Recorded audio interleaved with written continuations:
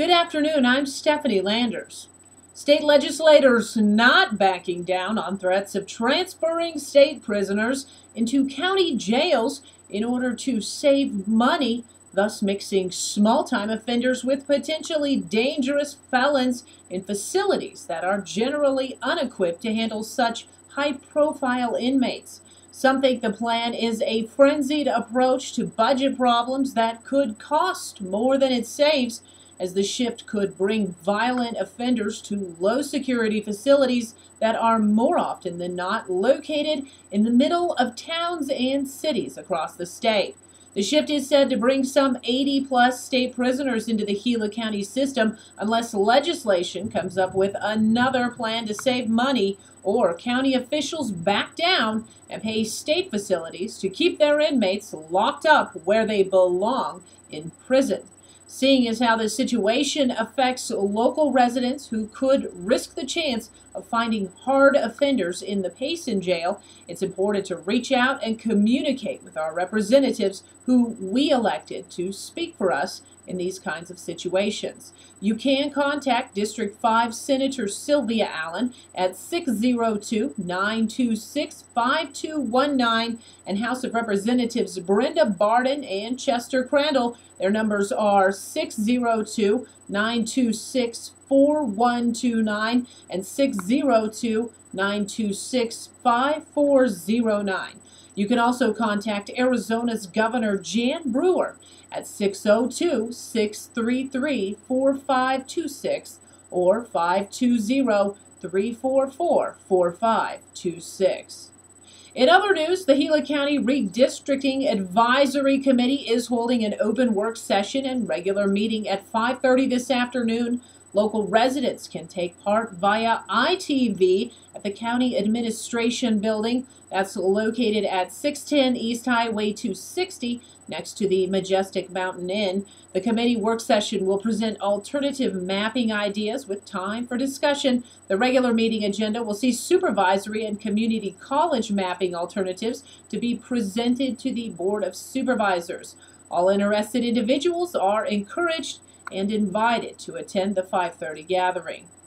And as national budget talks take on a desperate tone, a recent release states that in the last several days, AARP Arizona volunteers delivered thousands of petitions from AARP members and local constituents to the district offices of Arizona's members of Congress, calling on them to not cut Social Security and Medicare benefits as part of any deal to reduce the nation's deficit.